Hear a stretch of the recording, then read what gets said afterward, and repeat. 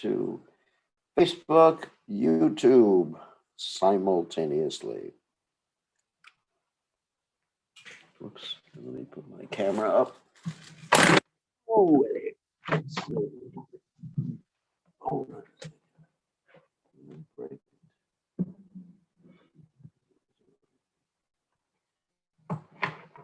Okay. Camera, lights, camera, action.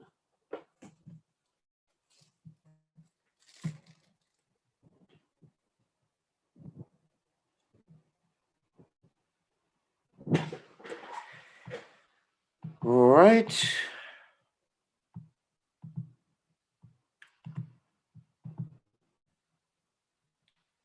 Let's see, sound.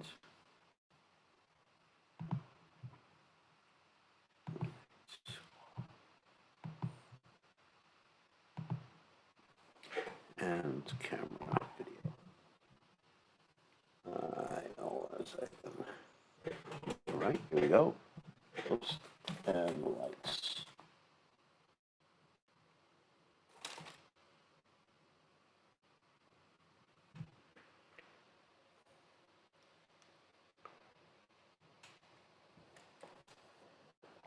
Here we are.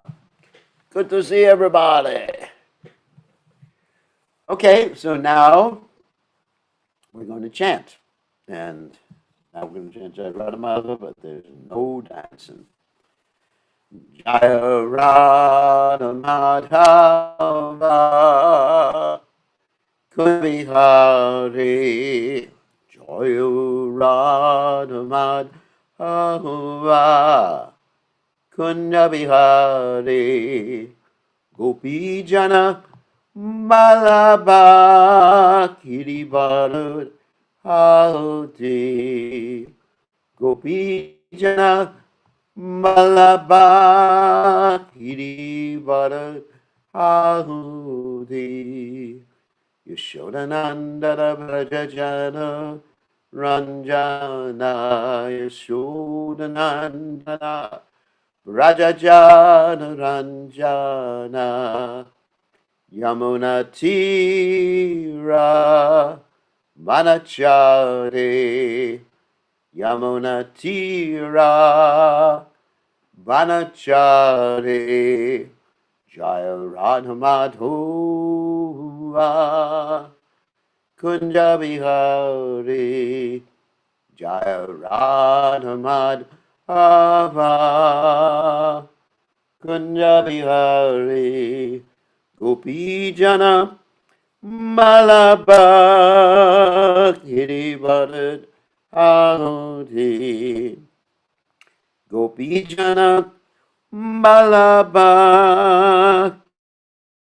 Kiribharat Yashodanandana Prajajana Ranjana Yashodanandana Rajajana Ranjana Yamuna Tira Manachari Yamuna Tira Manachari Jaya Radha Madhova Kunya Vihari Jaya Radha Madhova Kunya Vihari Jai Om Vishnupad Paramahamsa Parabhikacharya Alstotara Satashi Shimad His Divine Grace Savaya Chaitanya Caritamrta Goswami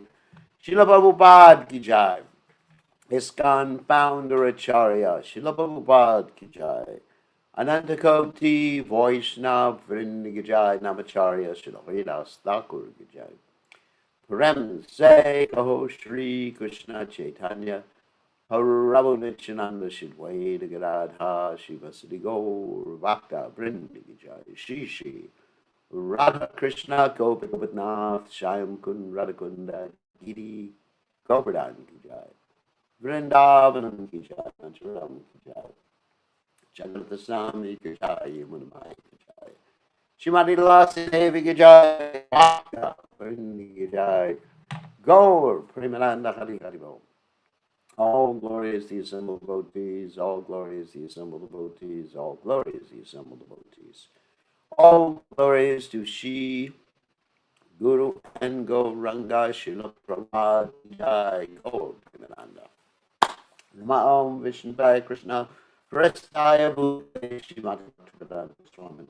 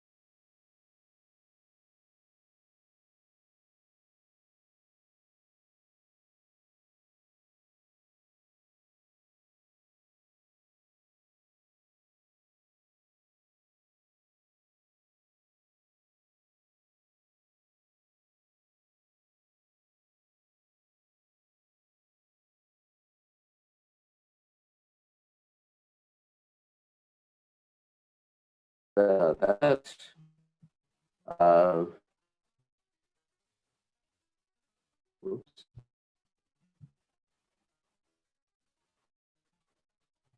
I think I have to.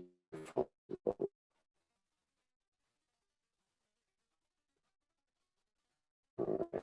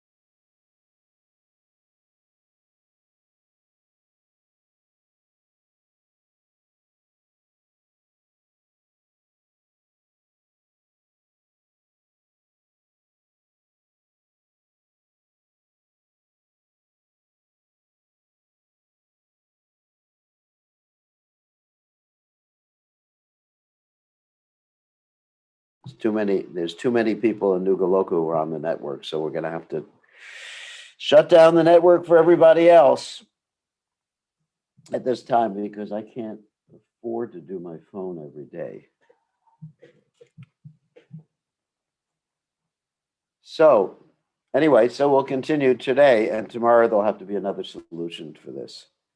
So, Om Ganat Timiranda Shah Gananjana Shalakaya Chakshur Unmeditam Yena Tasmai Shri Gurave Namaha.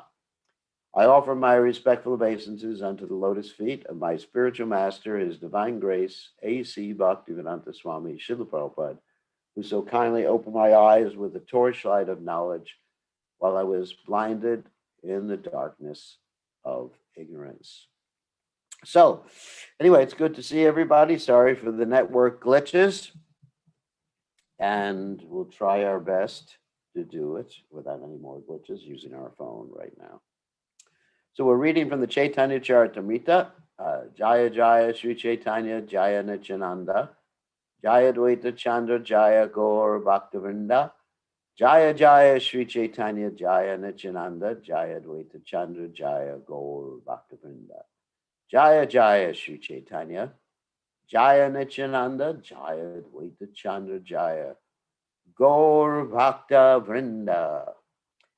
So, good to see everybody. And so we'll go on to the Caitanya Caritamrta. We're reading from the Adi Leela, chapter 2, in the middle of text 10's purport. So let's share the screen here. And this, of course, is a very philosophical part of the Caitanya Caritamrta. And there's not so many pastimes in this particular part, but this part is actually important, and I will be explaining things as we read along. So let's start here. The Lord is not directly attached to the creation, maintenance, and destruction of the material world, for he is eternally busy in the enjoyment of transcendental bliss with paraphernalia composed of his internal potencies. Yet as the initiator of the material energy, as well as the marginal potency of the living beings, he expands himself as the Purusha avatars who are invested with potencies similar to his. The Purusha avatars are also in the category of Bhagavat Tattva, because each and every one of them is identical with the original form of the personality of Godhead. The living entities are his infinitesimal particles and are qualitatively one with him. They are sent into this material world for material enjoyment to fulfill their desires to be independent individuals, but still they are subject to the supreme will of the Lord. The Lord deputes himself in the state of supersoul to supervise the arrangements for such material enjoyment. The example of a temporary fair is quite appropriate in this connection. If the citizens of a state assemble in a fair to enjoy for a short period, the government deputes a special officer to supervise it. Such an officer is invested with all governmental power, and therefore he is identical with the government. When the fair is over, there is no need for such an officer, and he returns home. The Paramatma is compared to such an officer. Of course, also the Garbhadakshay Vishnu and the Paramatma are such officers. And the Mahavishnu, he continues to be manifest. Even at the time of the cosmic dissolution, the Mahavishnu is manifest with all the living entities who were previously in the cosmic creation are within his body. And when he creates the material universe again by breathing out, all the living entities come out and he implants them into the material energy through his glance. That's Saikshata. The Paramatma is compared to such an officer too. Living beings are not all in all. They are undoubtedly parts of the Supreme Lord and are qualitatively one with him, yet they are subject to his control. Thus, they are never equal to the Lord or one with him. The Lord who associates with the living being is the Paramatma, or the Supreme Living Being. No one, therefore, should view the tiny living beings and Supreme Being, living being, to be on an equal level. The all-pervading truth that exists eternally during the creation, maintenance, and annihilation of the material world, and which the living beings rest in trance, is called the impersonal Brahman. So next verse is a very important verse from the Srimad Bhagavatam. And of course, it's in Sanskrit because it's from the Srimad Bhagavatam. And most of the devotees learn this verse. Prabhupada quoted it quite often. Vedanti tat tattva viras tattvam yad jnanam advayam brahmeti paramatmeti bhagavaniti shavyate. Learned transcendentalists who know the absolute truth say that it is non-dual knowledge and it is called the impersonal Brahman, the localized Paramatma and personality of Godhead. This Sanskrit verse appears as the 11th verse of the first canto, second chapter, Srimad Bhagavatam, where Sutta Goswami answers the questions of the sages, headed by Shonaka Rishi, actually it's a Naimisharanya, concerning the essence of all scriptural injunctions. Tattva Vida refers to persons who have knowledge of the absolute truth. They can certainly understand knowledge without duality because they are on the spiritual platform. The absolute truth is known sometimes as Brahman, sometimes as Paramatma, and sometimes as Bhagavan. Persons who are in knowledge of the truth know that one who tries to approach the absolute simply by mental speculation will ultimately realize the impersonal Brahman, and one who tries to approach the absolute truth through yoga practice will be able to realize Paramatma, but one who has complete knowledge and spiritual understanding realizes the spiritual form of Bhagavan, the personality of God. And I'm going rather quickly through this since this is quite repetitive from one verse in purport to another. Devotees of the personality of Godhead know that Sri Krishna, the son of the king of Braj, is the absolute truth. They do not discriminate between Sri Krishna's name, form, qualities, and pastimes. One who wants to separate the Lord's absolute name, form, and qualities from the Lord himself must be understood to be lacking in absolute knowledge. A pure devotee knows that when he chants the transcendental name Krishna, Sri Krishna is present as transcendental sound. He therefore chants with full respect and veneration. When he sees the forms of Sri Krishna, he does not see anything different from the Lord. If one sees otherwise, he must be considered untrained in absolute knowledge. This lack of absolute knowledge is called Maya. One who is not Krishna conscious is ruled by the spell of Maya under the control of duality of knowledge. In the absolute, all manifestations of the Supreme Lord are non-dual, just as the multifarious forms of Vishnu, the controller of Maya, are non-dual. Empiric philosophers who pursue the impersonal Brahman accept only the knowledge that the personality of the living entity is not different from the personality of the Supreme Lord, and mystic yogis who try to locate the Paramatma accept only the knowledge that the pure soul is not different from the super soul. The absolute conception of a pure devotee, however, includes all others. A devotee does not see anything except in its relationship with Krishna, and therefore his realization is the most perfect of all. Okay, some Bengali here. Tanhara Angera Shuddha Kirana Mandal Upanishad Kahi Tanre Brahma Sunirmal. What the Upanishads call the transcendental personal Brahman is the realm of the glowing effulgence of the Supreme Personality of Godhead. 3 mantras of the Mundaka Upanishad 2, 9 to 11 give information regarding the bodily effulgence of the Supreme Personality of Godhead. Here's the quote. Aranmaye parigoshe virajam brahma nishkalam tatshubhram jyotisham jyotishtat yad atma vido vidahu na yatra suryo vakti na chandra tarakam nema vidyuto vanti kuto yamagnihi tameva vantam anubhati sarvam tashabhasha sarvamidam vivati Brahmai Vedam Amitam Purastad Brahma Paschad Brahma Dakshinatas Jyotarena Adaschorvamcha Prashritam Brahmai Vedam Vishwamidam Varishtham. In the spiritual realm, beyond the material covering, is the unlimited Brahman effulgence, which is free from material contamination. That effulgent white light is understood by transcendentalists to be the light of all lights. In that realm, there is no need of sunshine, moonshine, fire, or electricity for illumination. Verse from the Bhagavad Gita. Tad pasyate suryo nasha shanko napavakaha yadgatva nadivartante tad dhamma paramamama. Indeed, whatever illumination appears in the material world is only a reflection of that supreme illumination. That Brahman is in front and back, in the north, south, east, and west, and also overhead and below. In other words, that supreme Brahman effulgence spreads throughout the material and spiritual worlds. Spiritual skies, okay. Charma shakshe deki aiche surya nirvishesh Yanamarge laitinare krishnera vishesh. As with the naked eye, one cannot know the sun except as a glowing substance. Merely by philosophical speculation, one cannot understand Lord Krishna's transcendental varieties. And here's a verse from the Brahma Samhita.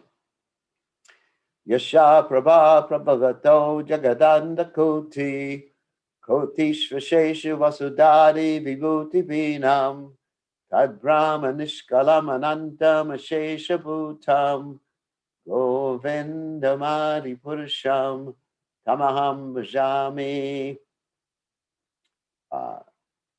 I worship Govinda, the primeval Lord, who is endowed with great power. The glowing effulgence of his transcendental form is the impersonal Brahman, which is absolute, complete, and unlimited, and which displays the varieties of countless planets with their different opulences in millions and millions of universes.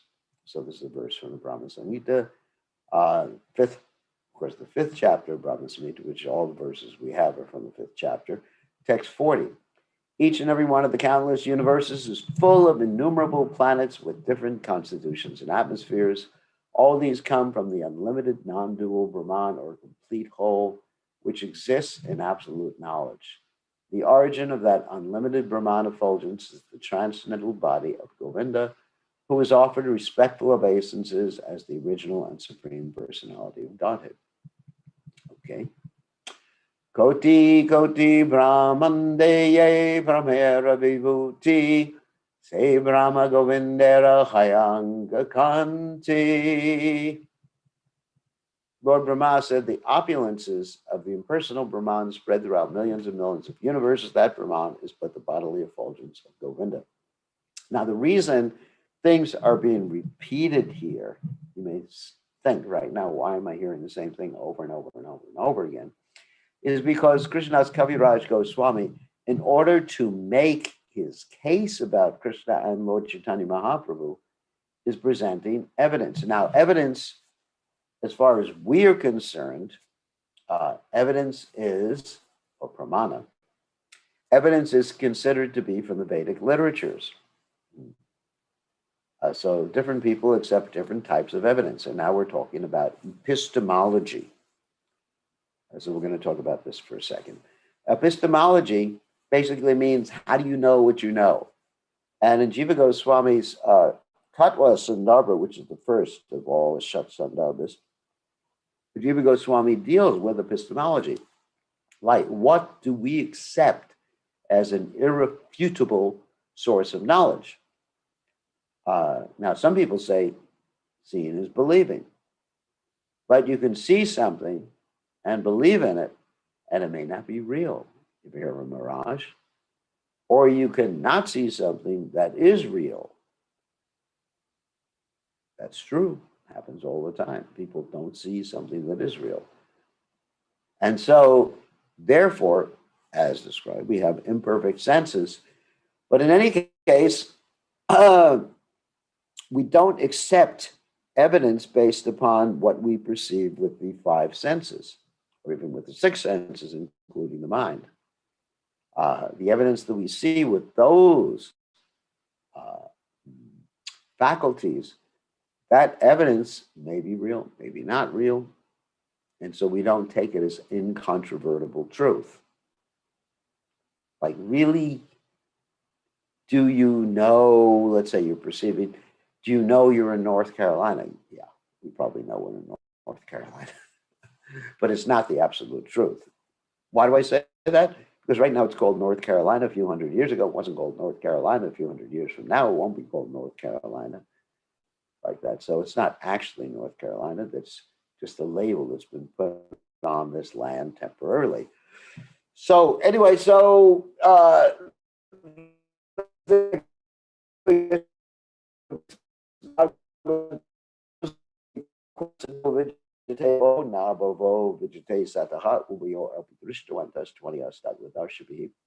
those things that are tattvas that exist and continue to exist, we consider those things to be real. So as far as knowledge of the absolute truth is concerned, everybody has their own opinion, but the Vedas give their, not just opinion, their version, is why I say the Vedic version. And that's really important to understand, you know, what is the Vedic version? Why is the Vedic version perfect? Why? Dhammam tu shakshad bhagavat pranitam. It comes from Krishna. Real Dharma, or incontrovertible Dharma, can only come from the Supreme Personality of Godhead. It can't come just from any Joe Blow, so to speak. It can't come from any just guy. It has to come from Krishna. So the Vedas are actually come from the breathing of the Supreme Personality of Godhead. So Srila Jiva Goswami in his Satsandarbha accepts the Srimad Bhagavatam as the ultimate source of knowledge. So in presenting different conclusions, the Vaishnavacharyas, including Krishnadas Kaviraj Goswami, who's the author of the Caitanya Caritamrta, they present evidence just like a lawyer would present evidence from the law, from the law books.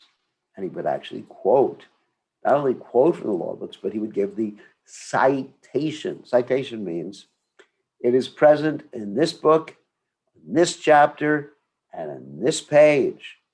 That's called a citation. And that's what lawyers do. So we are spiritual lawyers. We are not simply speculating. Krishnadas Kaviraj Goswami is not simply speculating. Oh, Lord Chaitanya is God. Well, it sounds good. Just like you have some people who accept other people as God because they can produce some ashes from the air or so-called gold. Like Prabhupada said, maybe this bogus God can produce some gold, but Krishna is the producer of all the gold mine. So why is this bogus God collecting donations if he can actually produce gold? What's the need of collecting donations? You can even buy out Donald Trump if you wanted to.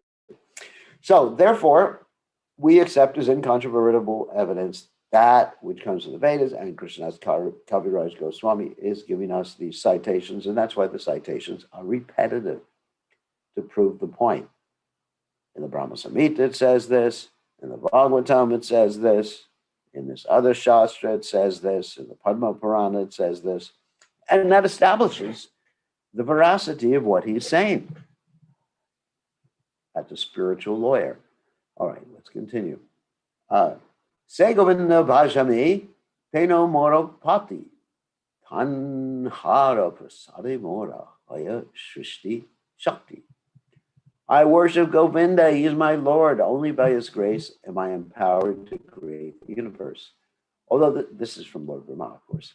Although the sun is situated far away from the other planets, its rays sustain and maintain them all. Indeed, the sun diffuses its heat and light all over the universe. Similarly, the Supreme Sun, Govinda, diffuses his heat and light everywhere in the form of his different potencies. The sun's heat and light are non-different from the sun. In the same way, the unlimited potencies of Govinda are non-different from Govinda himself. Therefore, the all-pervasive Brahman is the all-pervasive Govinda. The Bhagavad Gita, in the 14th chapter, text 27, clearly mentions that the impersonal Brahman is dependent upon Govinda, and that is Brahmano hi pratishtaham. I am the source of the impersonal Brahman, Krishna says. That is the real conception of the absolute truth. All right, here's another nice verse. Muniyo vata vasana shamana urva mantinaha pramakyam damate hanti shanta sannyasino malaha. Naked saints and sannyasis who undergo severe physical penances, who can raise the cement of the brain, who are completely equal poised in Brahman, can live in the realm known as Brahmaloka. In this verse from Srimad Bhagavatam, it's from the 11th canto, 6th chapter, text 47, Vatavashanaha means mendicants who have given up, you understand, who do not care anything about anything material, including clothing, but who depends wholly on nature. Such sages do not cover their bodies even in severe winter or scorching sunshine. They take great pains not to avoid any kind of bodily suffering, and they live by begging from door to door. They never discharge their semen, either knowingly or unknowingly. By such celibacy, they are able to raise the semen to the brain, thus they become most intelligent and develop very sharp memories. Their minds are never disturbed or diverted from contemplation on the absolute truth, nor are they ever contaminated by desire for material enjoyment. By practicing austerities under strict discipline, such mendicants attain a neutral state transcendental to the modes of nature and merge into the impersonal Brahman. So in other words, by doing all those things and being so austere, all they get to do is go to the impersonal Brahman and remain asleep for some time. I can think of better ways of sleeping than going to the impersonal Brahman. So don't get any ideas when you read this particular verse. In fact, if one really wants to attain perfection, especially Krishna conscious perfection, which is what we're interested in, there's a very nice verse in the instructions of Jad Bharat to Maharaj Rahugana. Jad Bharat says, turn off my phone. That's what Jad Bharat says.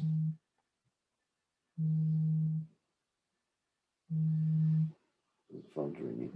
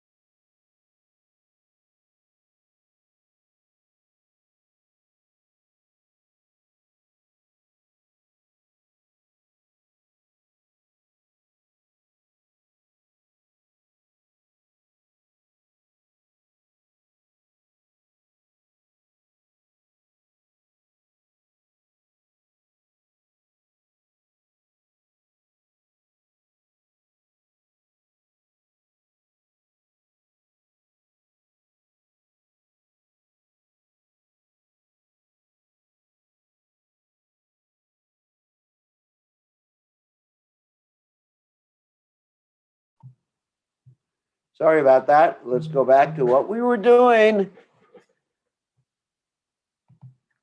You know, even we had trouble with the phone internet for a second. I apologize to everyone for that, but it is not my fault. It definitely is not my fault.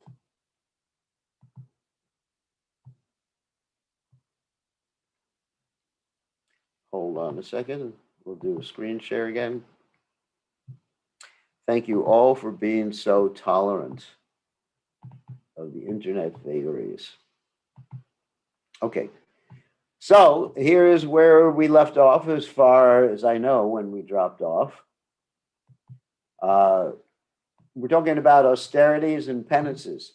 So there's an interesting verse, and if you heard this before, I'm just backtracking a little bit. There was an interesting verse spoken by Jadabar to King Rahugana in light of what we just read in the purport. And in this verse it says, Rahuganai ta tapasa nayati nachejya nirva nadva nachandasa naiva jalagnu suryar brna mahatpada rajopi shekam. My dear King Rahugana, no one can become self-realized by, let's see, immersing themselves in fire in the middle of the summer or putting them in ice cubes in the middle of the winter, nor by taking sannyas, nor by being a good grahasta. None of these things will make one Krishna conscious.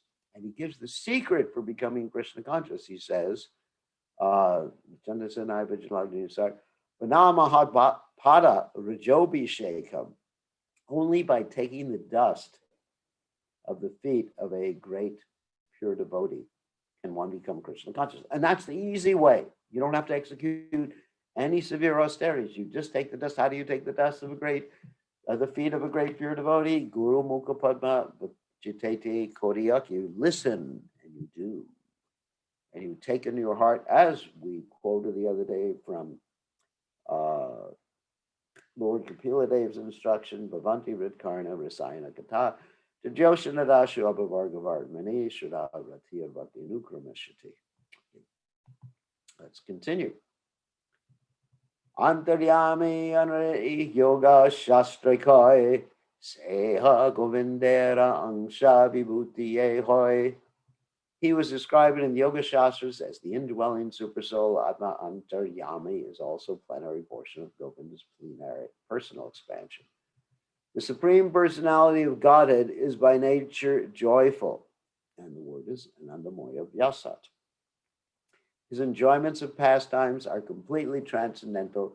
He is in the fourth dimension of existence, for although the material world is measured by the limitations of length, breadth, and height, the Supreme Lord is completely unlimited in his bodily form and existence.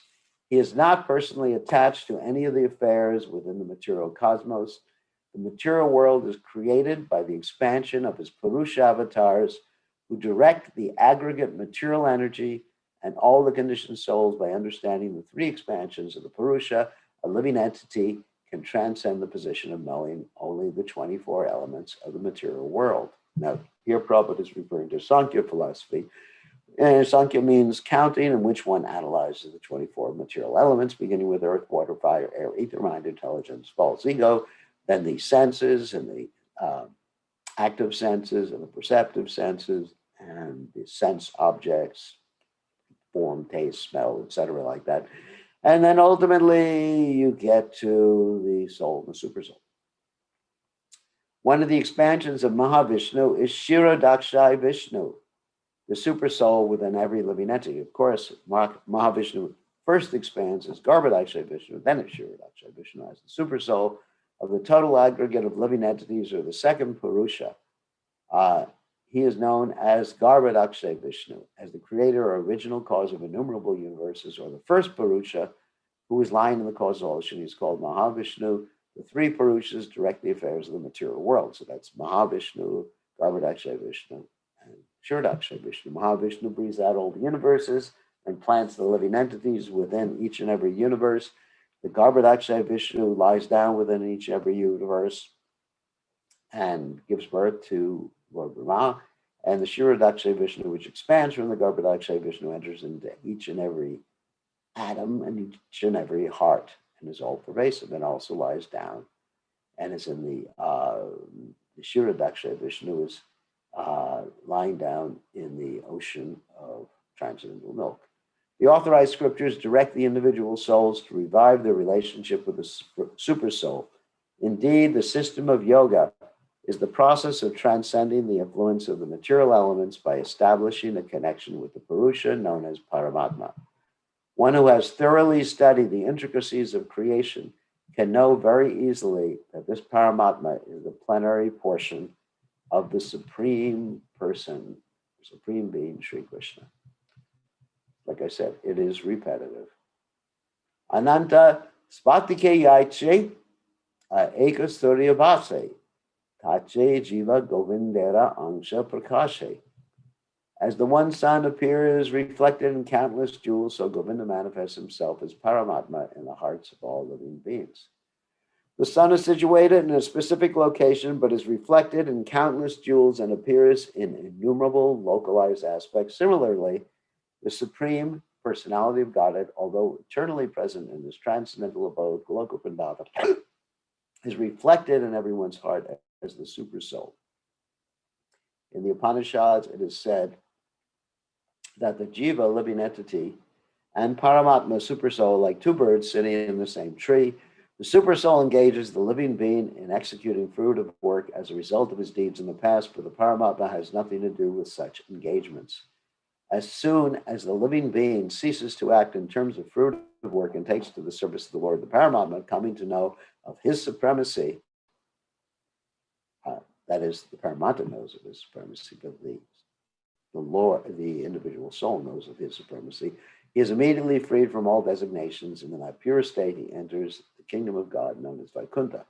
So the super soul, just to expand a little bit, the super soul engages the living entity according to his karma and according to his desire. Two things work together, karma and desire. And the example I commonly give is if one, let's say, very much wants to eat nicely, that's desire, but doesn't have good karma, then he takes the body of a pig. And if one wants to eat nicely and has good karma, then he'll take the body of an Epicurean human being. That means a human being who wants to pig out. The Paramatma or super soul, the guide of the individual living beings, does not take part in fulfilling the desires of the living entity, but he arranges for their fulfillment by material nature. As soon as an individual soul becomes conscious of his eternal relationship with the super soul and looks only towards him, he at once becomes free from the entanglements of material nature. Christian philosophers who do not believe in the law of karma put forward the argument that it is absurd to say that one must accept the results of past deeds of which he has no consciousness. A criminal is first reminded of his misdeeds by witnesses in a law court, and then he is punished.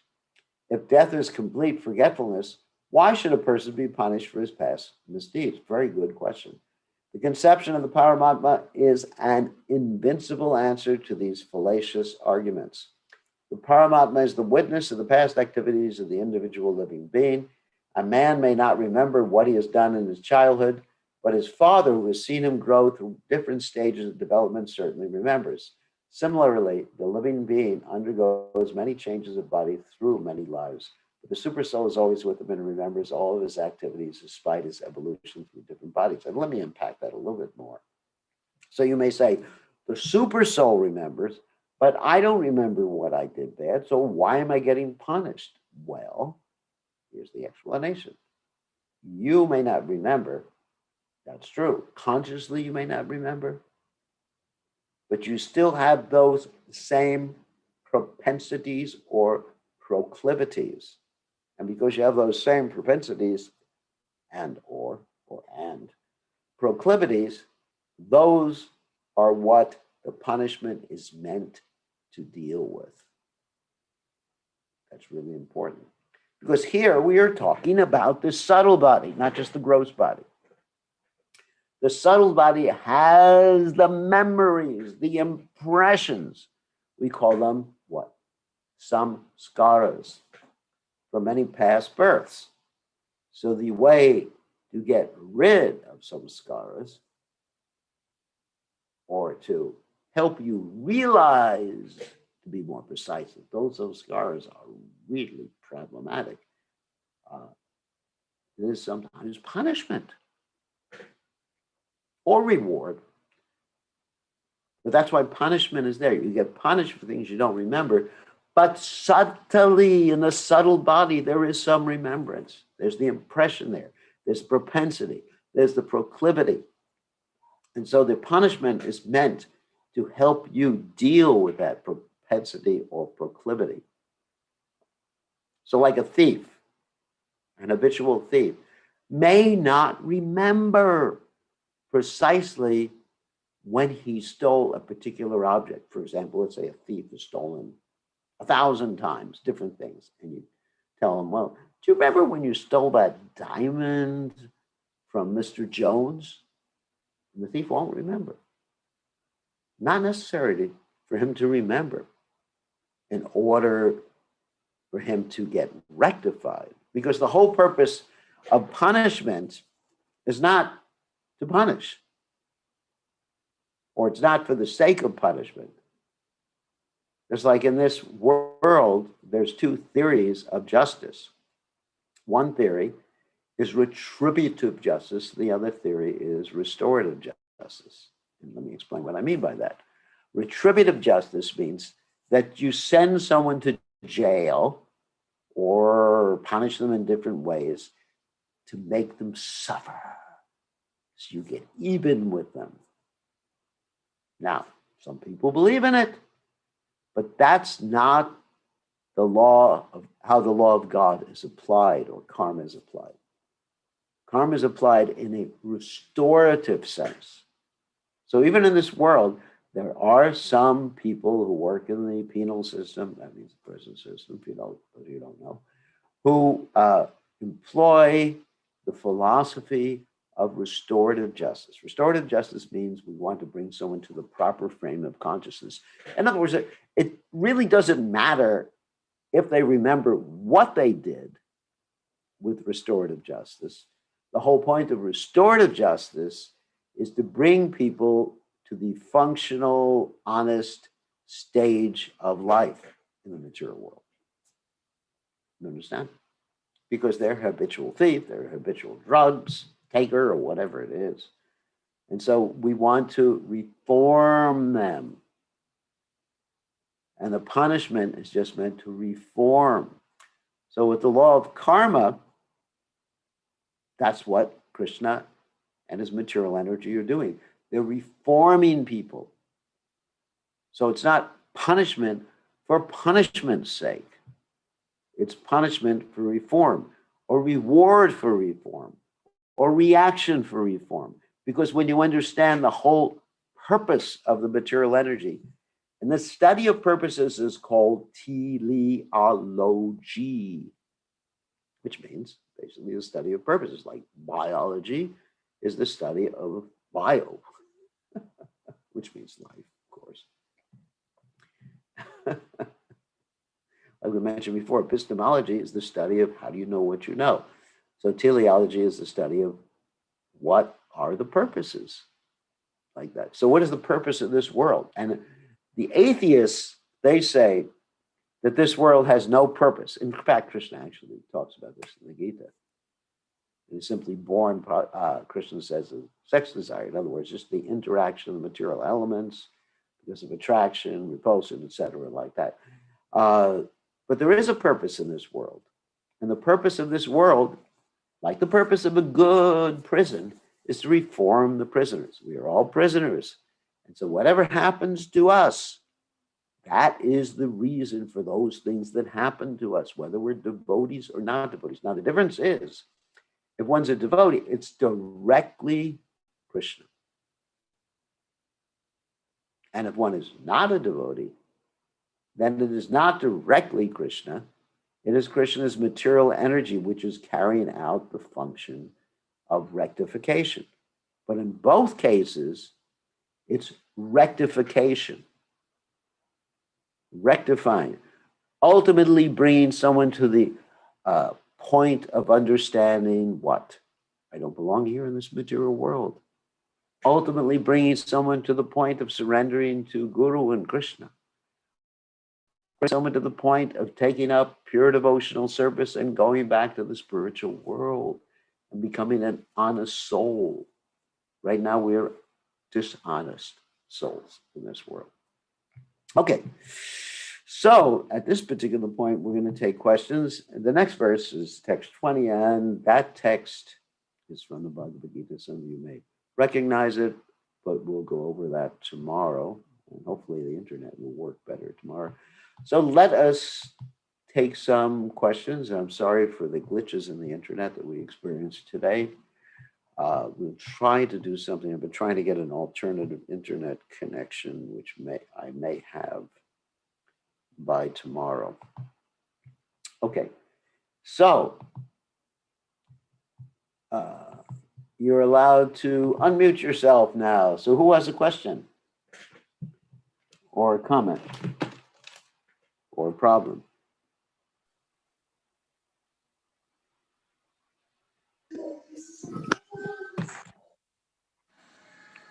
Okay, Madhava, you have a question. Yes, Maharaj. So I'm sorry, I'm going back. I have two questions. One going back to verse number 1 in this chapter. We are so it talked about actually. I'm just stating this that the philosophy of Buddha argumentative presentation of the Jnani yoga system of Patanjali, Gautama, and the systems of philosophy like Kannada, Kapila, and Dattatreya are dangerous creation.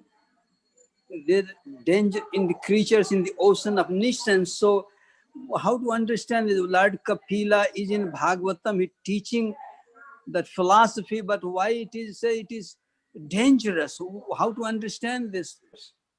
Okay. Prabhupada explains there's an atheist Kapila Dev, and there's a theist who is an incarnation or expansion of Krishna. So the one that is mentioned there is the atheist. So that's how to understand. Okay, I got. Prabhupada explains that in the Srimad Bhagavatam and in other places too. Okay. Then thank you, Maharaj. So second question is that we were talking. Today's verse, some verse we were talking about. You were talking about that subtle body. So is made up of mind, intelligence, and false ego, right? Is that right? Right. Yeah. The subtle material. So, and of course, super soul also carries, never leaves even the subtle body. So that remembers that subtle body, past activities, but how this body, present body also has mind and intelligence and ego. So how come this does not remember, where the subtle body remembers the impression of the activities done here? Yeah, so this gross body we have, you're talking about Panchamahabhuta. The subtle body, first of all, the subtle body of mind, intelligence, false ego, it's called the Linga Shavira or astral body, it is carried from one lifetime to another by the soul. And Krishna describes in the Gita, it's like the air carries an aroma from one lifetime to another. So, but we don't remember the specific instances from one lifetime to another because of the change of gross bodies. That is the Panchamahabhuta, earth, water, fire, air, ether. Sorry. It's because of the change of gross bodies, just like you may have, here's an example. You may have it in your computer, the memory, may have certain memory, but when your computer is broken, you may not be able to access that memory. The memory is still there, but you're not able to access it. So sometimes through hypnotism or other means, people can access the memories that are there from past lives, or you can figure out something about your past lives from astrology. But it's not the way Krishna has arranged everything. It's not really manifest through the gross body unless Krishna makes a special adjustment. For example, in the case of Bharat Maharaj, who became a deer, he was able to remember his past life because Krishna made that arrangement. But generally, even we experience in this lifetime, for example, that many things happen to us that we forget. And then sometimes, let's say if we're hypnotized or something, we can remember something that happened in our childhood, or in our dreams, we may remember something that happened in our childhood, but consciously we're not remembering these things. In other words, even the scientists even talk about the consciousness and the subconsciousness. And so when you get to the really subconsciousness, that is what's the subtle body with the remembrances or the impressions from past lifetimes. That's why when we chant Hare Krishna, it's an interesting phenomenon. It's a good question you're asking. When we chant Hare Krishna, it actually dissolves the impressions, or many of the impressions we had from past lifetimes. Prabhupada one time was talking about that when you dream at night, he said you may dream of gold and you may dream of a mountain because you have experienced those things in the past, and then you put them together as a gold mountain, which doesn't actually exist. So Prabhupada said sometimes in dreams that things from your past lifetime can come out. But the chanting of the holy name, those are called samskaras, of course. And the chanting of the holy name actually can dissolve those particular samskaras. Cheto darpanamarjanam, we say, cleanses the mirror of the mind or the mirror of the heart. Cheto darpanamarjanam bhava mahadvagni nirvapanam. So the gross body is a filter through which the consciousness becomes manifest. And I'm going to explain that further. Just like a light filter is a filter, and also the subtle body is a filter. So it's doubly filtered. Our consciousness is doubly filtered.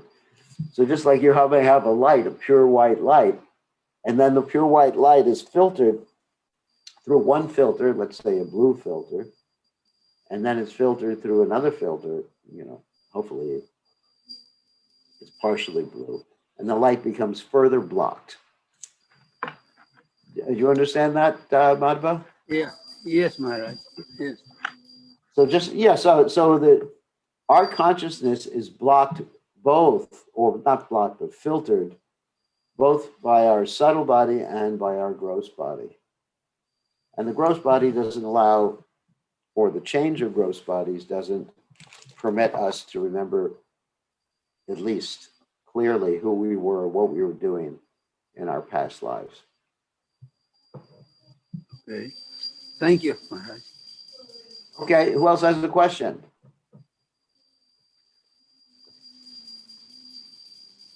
Hare Krishna Gurudev, Dandavat Pranam. Okay.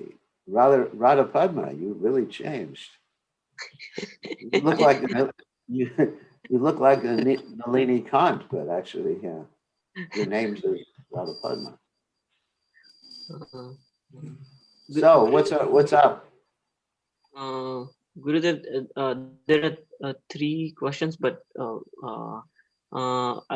so one who suffers from post-traumatic stress disorder, they do have nightmares and night terrors, although it is from this life, and other people sometimes from past lives. That's why, for example, someone may have a phobia. You know what a phobia is? Yes, Like fear from claustrophobia. You're afraid of like really small space. If you get in an elevator, you just like go crazy. Or you're afraid. There's a phobia. You're afraid of water. Aquaphobia. You're afraid of heights, and I forget the exact word for height phobia. But you're afraid of heights, and there's no possible explanation of anything that happened to you in this lifetime. Of course, you're having PTSD. So chanting can cure that, Gurudev?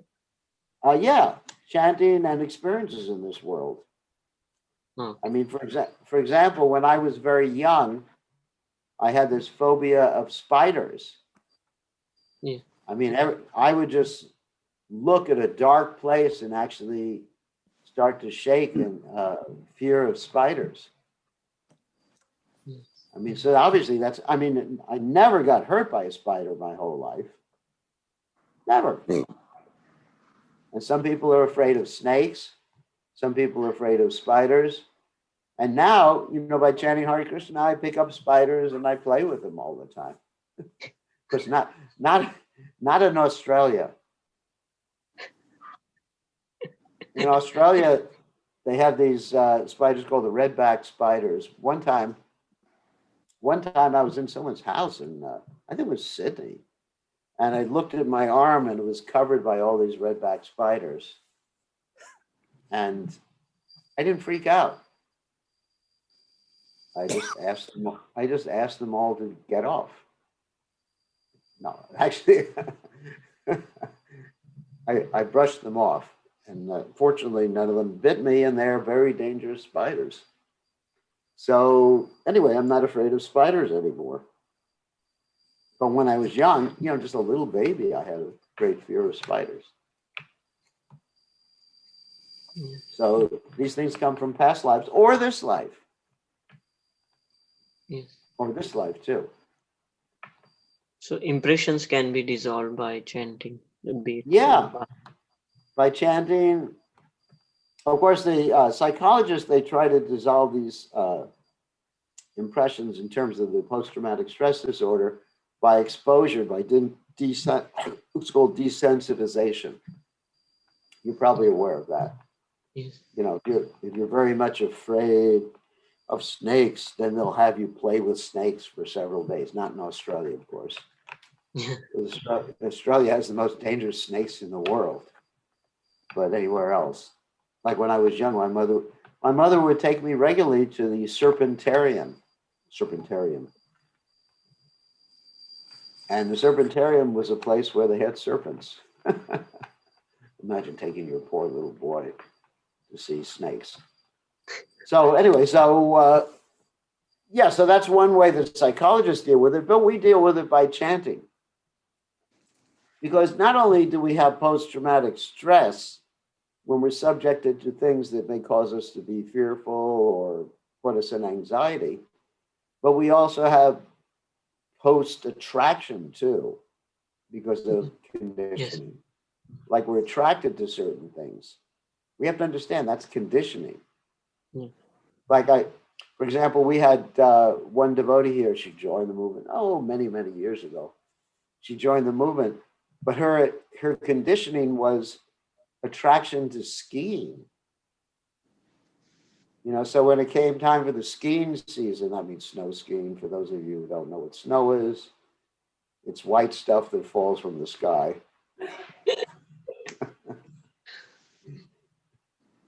Anyway, so when it came time for the skiing season, she just like lost her mind and went crazy. She knew it was Maya, but she just like, I can't stand it anymore. She ran to the mountains and started skiing. So that there's post-attraction too, as well as post-traumatic stress. It's based upon impressions on the subtle body. Conditioning, it's called condition. That's why we're called conditioned souls. We're conditioned to have certain responses. I mean, like, you're familiar with Pavlov, right? Yes, Gurudev. Pavlov was a psychologist, and he actually conditioned animals to salivate at a certain time when they heard a bell. Yes. You know, first he would feed them every time he rang the bell. And after a while, he stopped feeding them. He just rang the bell, and they also salivated at the same time. So we're conditioned. That's why we're called conditioned souls. We're conditioned, first of all, to turn our face away from Krishna. We're conditioned to be attracted to certain sense objects. That's like you'll find certain people who are addicted to certain things. You know, sometimes people are addicted to liquor, sometimes people are addicted to other types of intoxication. Sometimes people are addicted to things on the internet. Sometimes people are addicted to football. Food. Or in India, they're addicted to cricket, right? Yes. It's conditioning. For example, I was never attracted to cricket because I wasn't conditioned to be attracted to cricket. Mm. So that's the impressions on the subtle body. Whereas I don't think I'm attracted to any sports, but anyway. But you find, just like I was reading that generally the president of the United States, practically all of those people, they're conditioned to play golf, right? Yes. Which is actually one of the stupidest games on the planet. Prabhupada actually said that. Prabhupada said that when he asked, what is golf? Devotees were explaining to him actually what a sand trap was, what golf was. And Prabhupada said they're simply trying to forget Krishna because they keep hitting the ball until it goes into a hole. It's pretty stupid. If you think about it, you take a club and you keep hitting the ball, and whoever hits it the least amount of times wins. I mean, all these games are stupid, but you're conditioned. That's why you may like cricket and I don't, because you're conditioned to like cricket by your experiences in your childhood or past life or whatever it is. And I always tell that funny story of how when I was going around Govardhan one time, the kids were actually, making fun of me And I was able to stop them from making fun of me when I explained to them that I was an Australian cricket star who was praying to Krishna, praying to Govardhan for success at my next cricket game.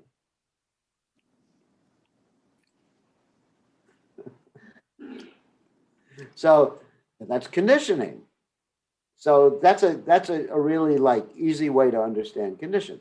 So we're conditioned to respond to certain stimuli.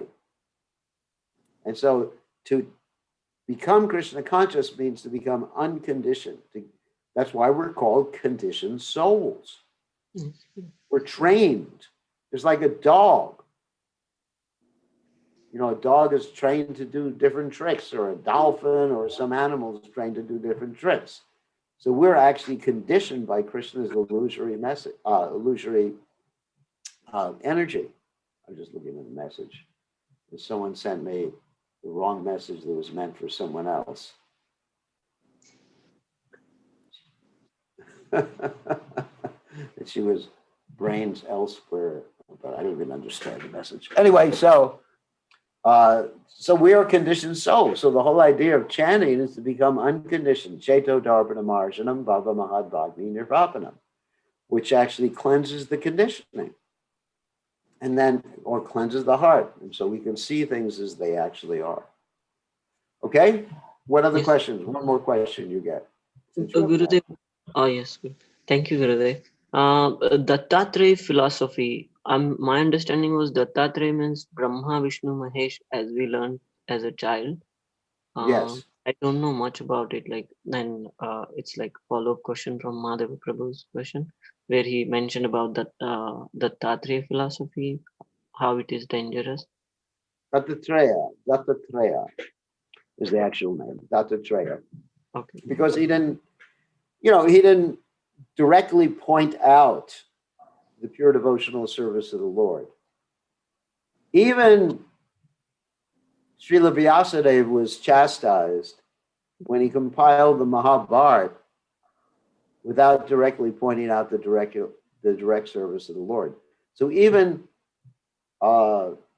perfect self-realization philosophy without pointing out Krishna consciousness is imperfect.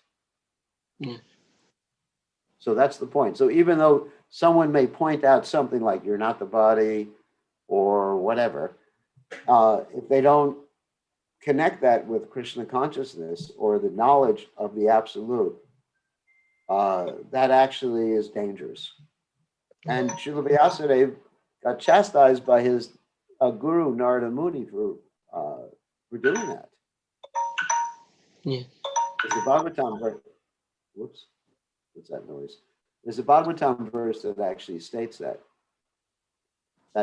even spiritual knowledge, when devoid of the conception of the absolute, is condemned. Even if it's spiritual knowledge devoid of conception of the absolute personality of God. Okay, actually, it's time to end. Thank you very much. Sorry, What? That means in Quran or in Bible, it is also dangerous, Gurudev.